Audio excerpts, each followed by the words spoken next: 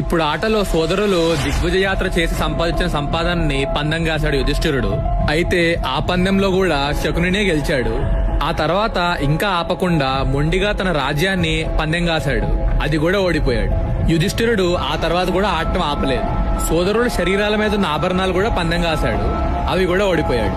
ఒక్కొక్క పెద్ద పెద్ద పందెం కాసినప్పుడల్లా ఏం జరుగుతుందో కనిపించని అందరాజుకి ఉత్కంఠతో నరాలు తెగిపోయినంత పని అయింది.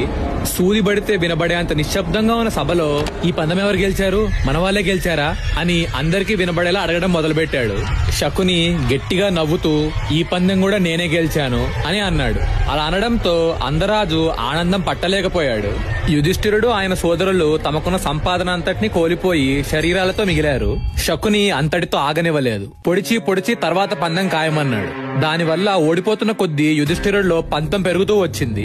పందెం కాయడం, పాచికలు విసరడం, వాటి మీదనే అతని బుద్ధి లగ్నమైపోయింది. శకుని ఎలా ఊహించాడో అలాగే జూదం మత్తులో పూర్తిగా మునిగిపోయాడు.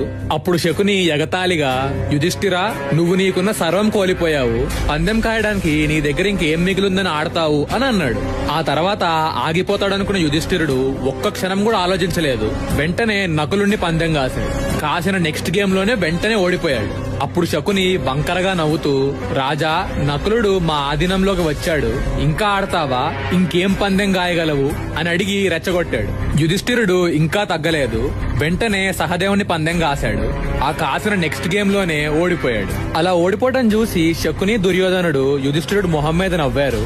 ఆ తర్వాత శకుని యుధిష్ఠిరుడిని సర్వనాశనానికి దారితీయాలనుకొని ఇలా అన్నాడు. మాదిరి కుమారులిద్దరూ ఇప్పుడు నా ఆధీనంలో ఉన్నారు. అయినా నువ్వు చాలా తెలివైన వాడివి. సవతి తల్లి కుమారులిద్దరిని పందెం కాసి ఓడిపోయి సొంత తమ్ముళ్ళని రక్షించుకున్నావు అని అన్నాడు. ఆ మాటతో యుధిష్ఠిరుడి పంతం మరింత పెరిగింది. కోపంతో ఇలా అన్నాడు, ఓరి మూర్ఖుడా, నువ్వు చేస్తున్న మోసం చాలదన్నట్లు మా అన్న తమ్ముల మధ్యలో భేదం కలిగించడానికి ప్రయత్నిస్తున్నావా? నీ ఆటలు సాగవు అని అన్నాడు. అప్పుడు శకుని ఒక చిన్న నవ్వుతో, రాజా, జూదంలో ఓడిపోయిన వాడు గెలిచిన వాడిని తిట్టడం, శాపాలు పెట్టడం చాలా సహజమైన విషయం. పరాజయం ఓడిపోయిన వాడిని పిచ్చివాడిలా మాట్లాడేలా చేస్తుంది. నేను నీ తిట్లు పట్టించుకోను. అది సరే, ఇక ఆడడానికి నీ దగ్గర ఏమీ లేదని, పూర్తిగా ఓడిపోయానని ఒప్పుకుంటున్నావా అని రెచ్చగొట్టాడు. యుధిష్ఠిరుడికి చాలా కోపం వచ్చింది. ఆ ఆవేశంలో అసమాన వీరుడైన అర్జునుడిని పందెం కాస్తున్నాను అని అన్నాడు. ఆ తర్వాత ఆటలో ఆ మహావీరుణ్ణి కూడా ఓడిపోయాడు. అయినా ఆగకుండా ఆడుతూ భీముణ్ణి కూడా పందెం కాశాడు. ఆ తర్వాత భీముణ్ణి కూడా ఓడిపోయాడు. చివరికి తన దగ్గర పందెం కాయడానికి ఏమీ లేక తనని తానే పందెం కాసుకొని ఓడిపోయాడు.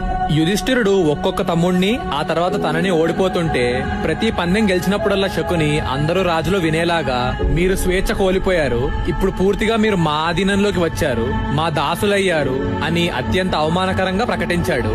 యుధిష్ఠిరుడు ఆ అవమానం సహిస్తూనే పందాలు కాశాడు. అంతేగాని వెనక మాత్రం తగ్గలేదు.